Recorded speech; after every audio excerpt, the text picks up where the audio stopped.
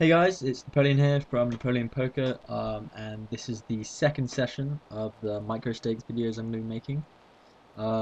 This is again 5NL 6 max zoom on stars, um, and I know I said last time that these videos were really to go through sort of spots that people might not be familiar with, but just as much as other people looking at these videos and maybe working out what hands they should be 3-betting or opening from certain positions. These videos are just as much for me to try and justify what moves I'm making and whether I'm making the right plays overall. So just get back into it again. Hopefully, I think I run pretty well in this session. Get some big hands and some guys spaz out on me a little bit. So that's all good. Top right, I've got ace 3 suited from early position. And I decided to fold it. I mean, you can open these hands, and I probably do open those kind of hands later in the session. But just early on in the session, I don't want to sort of get myself into weird spots with like when ace hits the flop, I can kind of be quite far behind. Even weak aces like ace 10 and stuff are going to have me out kicked, so can definitely get in trouble. And then top right again, I have the nines, and it's open from the button. And I decided to 3-bet, make a slightly smaller 3-bet to just eight bigs. And the flop is terrible. It comes ace king jack, and normally I wouldn't see bet this flop, or at least I would definitely think for a while before c-betting it, but I decided to in the end anyway. I just think sometimes he can have hands like just like Queen Jack or something, which might fold that flop, or if he has any pocket pair, he's going to be folding that as well, obviously, except for aces, kings, and jacks. Um, but then he bets. I have to check turn, and he bets, and I have to fold that there. I'm not ahead of anything, and it's pretty feasible. He hit the ace. Bottom left, I have 7-8 suited. I make a potentially slightly spewy call pre-flop. It's a 3-bet pot, but there's three players in it, and 7-8 suited is the kind of hand you can win a monster pot with. If you wake up and smash the flop, and a guy has an overpair or something, you can definitely get a lot of money in ahead. But obviously I didn't, and that was unfortunate. I sort of lost a bit of money there. Um, 2-8 suited, top left. Not gonna play that. Not gonna play ace 9. Well, yeah, no, I am playing ace 9 even. And I break the flop. Um, and he checks it to me, and I make a c bet. Um, these boards are. I don't make a c bet even. Apologies. Don't make a c bet. Thinking back on it, maybe I should have c bet that board, but I didn't. Oh, it's because there were two players behind. That's probably why. Um, I do flop an ace top right and get two folds. Pretty standard c bet there. Um, you want to be getting value from kings. Probably aren't that many weak aces you're getting value from, so I would proceed with caution on later streets on with that kind of hand. So suited aces that hit the ace but aren't really ahead of anything, you can definitely get some trouble. And I open tens under the gun and get some folds, pretty standard there. I have ace 5 suited, small blind, and blind on blind I would be raising that up with a raiser before me and a one caller. Definitely want to call that. You can hit some good flops. Obviously, you have the nut flush draw if some spades come out. Or you can hit the wheel or any kind of weird hand. And I flop a gut shot. It's not really anything to get excited about. I'll check that to the razor. And I flop an ace, another suited ace, and I hit top pair again. And I'm gonna call. And the turn is the 7 spades, and the guy keeps betting at me. And this is close. Um, I decide to. I don't know, it's really close to being call fold. Obviously, he can have a much bigger ace than me, and I really don't think he's going to be spazzing out that often with ace, ace 5, ace 6. And in hindsight, the call on the turn is probably a little bit spewy. I mean, I must know that the river bet's going to be coming. And I'm pretty sure I lay this down. I'm pretty sure I make a fold here because I'm not really ahead of anything um, at all. Had the river been like a 9, I can make a call or an ace maybe. But at this point, his range is just way ahead of mine, and so I think I lay it down. I flop ace, I have ace king, which I 3-bet and flop top pair, so that's pretty ideal. And I make a standard c-bet in position against pretty deep stacked against a guy. Um, he calls, and the turn is a 10, and I flopped a set of threes top right, so some big hands going on at the moment. So the turn is a 10, and I think that's an okay card for me. I mean, obviously it's going to be scary sometimes, but whether this guy's a gold star, so he seems to know what he's doing. Whether he'd call with just second pair, with a flush draw on the board and an overcard the ace, which one of us is likely to have hit, um, is unlikely. And I get it in with threes with against a massive draw, but I somehow hold up and take that pot down top right. But that was pretty standard hand. Getting in with a set there is really standard, so I thought I'd focus more on his king hand. And the river is a seven of clubs. And I decided to make another value bet. I think I can get called by a worse ace, and I do. I take down a pretty big pot there. I mean, it's feasible that he can call there with like a random 10, like king 10 or something, or even ace 10. He'd be raising, and I'd probably have to make a fold there. And he could have flopped a set and turned full house and was slow playing it, but I think for sure I can get value from worse hands there. There's obviously the ace king, sorry, the ace queen, ace jack combos, and then a lot of random aces. I think that might call there as well. So I quite like my bet there. And bottom right with the eights, pretty good flop for us. But I decided not to bet it. Maybe I should have bet that that flop, and maybe even betting that turn would have made some sense as well. Actually, I played that hand pretty terribly. Probably was miles ahead and then ended up going behind. But sometimes you're playing things carefully. You don't always catch all the spots, which is kind of why I want to go through these videos to make sure that I'm catching everything I should be. And top left, King Jack, nothing really doing on that flop. Obviously, I have a gut shot. So I guess I'm going for plan B there, instead of betting to just check and hope that a 10 comes on the turn, which is obviously one of the higher skill moves. Just hoping to take your gut shots all day. That's pretty solid. Not much going on anywhere else. Jack 4 suited, not going to play that. I'm going to play the 7-5 offsuit. And really just want to check down this King Jack hand in the top left. I have King Queen suited on the button. Definitely a hand you want to be raising it up with, or maybe calling. I probably wouldn't 3-bet too much with King Queen suited. You can just get into some quite tough spots later on, when a king comes. And I get a flop and then get donked into, and he bets huge, and it's just, maybe this is a bit timid, but I decide to fold. Like, I figured I could be, sometimes people will play like nut flush draws quite weirdly, like sometimes they'll donk into them, um, something like that, and I really just didn't want to be drawing dead to the nut flush draw, and that might seem really weak. He could have also like flopped a straight or like a set or something, and if he pairs the board, I'm going to be behind if I make my flush as well. So I don't know, and he just bet really big. It just seemed really strong from him. And it was the the difference in expected value between calling there and folding is probably pretty close. But I decided to play it slightly conservatively and fold that. Um, Pick up ace 3 offsuit and fold. King Jack off on the button. Want to be raising that up probably. Don't want to get too involved with the 3-bet or anything. And I raise King Queen top left as well, and ace 2 top right on the button. Get one call and flop the nut flush on a paired board. And make a C bet. I don't make a C bet even. I decided to check it back. Sorry, that's twice I've done that. But I decided to check it back, and the turn really sucks. Any pair now has a full house, and 9 plaid odds absolutely suck. If the heart comes, I mean, any pair has a full house, so I don't beat anything. And 10-7, I decided to give it a raise blind on blind. It can flop pretty well post flop. And just blind on blind, and guys are going to fold a lot of their blinds in Zoom. People just snap folding everything, waiting for aces. So you can be a little bit more aggressive on the button or from late position even, from the cutoff. And then blind on blind, if it's been folded around to you, you can definitely make some raises with some speculative hands that you don't want to be raising from early position. I have 9s and ace king, and I 3-bet ace king from the small blind after it's been opened from the button.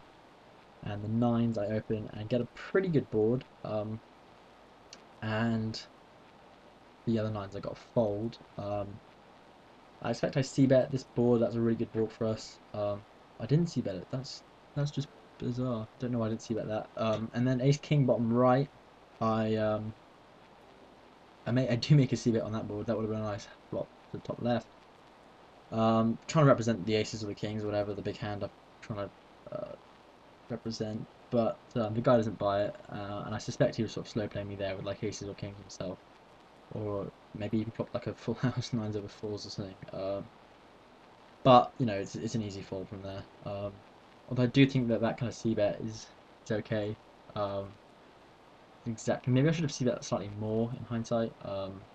Just to really represent those aces or kings. But I didn't. So that's that. Aces get no action in the top left just now. So that sucks. Obviously that's always the way. Walking on with aces and kings is one of the worst things in life. And king jack suited on the button, bottom right, and one opener. And I decided to call, and pretty good flop for us. Flop top pair with some backdoor straight outs and backdoor flush draws. I was thinking about raising because you can potentially get rid of weaker holdings, stronger holdings even than me. And then I hit a monster on the turn. I have a straight flush draw, and I brick the river. The guy bets, and he bets like 40% a pot. And I'm really close to calling, but I just beat nothing here. Like Ace King has me beat, King Queen has me beat, King 10. Like King Jack is the only hand that I'm not beaten by, and even then I'm only splitting the pot. I don't really like calling just to try and win half the pot. So I fold there, and I think that's an okay fold. I mean, he bet on all 3 streets. It looked pretty strong, and I think I'm okay with that fold. A6 suited I open under the gun. Like I said before, I told you I would be opening some suited aces from under the gun. And I get my just desserts. I get 3-bet, and I have to fold that there, um, which is fair enough. That's one of the things people seem to make a lot of mistakes, and I'm guilty of this as well. Is when sometimes when like a marginal raise pre-flop or marginal call pre-flop, you can compound that mistake, if you want to call it a mistake, the original mistake pre-flop. You can compound that on later streets, e.g. if an ace had hit that flop and I get massively bet into, I should probably fold there. So sometimes making a small error pre-flop can lead to making a big disaster post-flop, which is obviously much worse. And bottom right, I ship it in with queens. The guy's only like 50 bigs deep. I'm pretty okay with stacking up with queens there. And after he 3-bet me from the big blind, he then just folds. So really didn't expect that. Not probably going to see that much at 5NL when the guy 3-bets you to 10 bigs and then folds the rest of his stack. Normally you're going to be stacking off there. Sometimes he's going to have aces and kings. Sometimes he's going to have jacks. Sometimes he's going to have ace king. It's pretty close. But I think people can definitely spaz out at 5NL, and especially when he's only 50 bigs deep. People that don't buy in for full tend to be weaker players, might get it in with worse hands. So I'm definitely okay with stacking off there. Ace King in the big blind and queens from second position, top left and top right respectively. Open the queens and get a caller. Flop is all diamonds, but it's actually not a bad flop for us. No overcards to make a standard c-bet, and my guy folds, so I'll be definitely ahead of him there. He's probably never folding a diamond, especially a big diamond like an ace or a king. And he obviously didn't really pair the board. I opened 5s top left. Is that 5s or 6s? Open top left.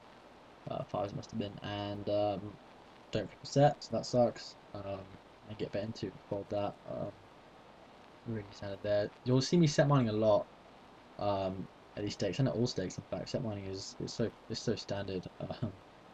I know some people say like, oh, the only way to win, I mean, or the way they win a lot of their hands is just by set mining. But I've actually started to fold a lot more pairs, 3-bets, because you just can't always be convinced that they're gonna stack off. Now here's a really interesting hand is top right. I flop an open and a straight draw, and it gets checked to me, and I decide to bet it because I can get rid of like hands that I'm potentially behind. And the turn doesn't help me. It's a 4. I thought on the flop that he maybe had like ace king or something, and that I could maybe get him off his hand if I bet the turn as well. And I also still have a relax if the jack or the 6 comes, if he has a monster.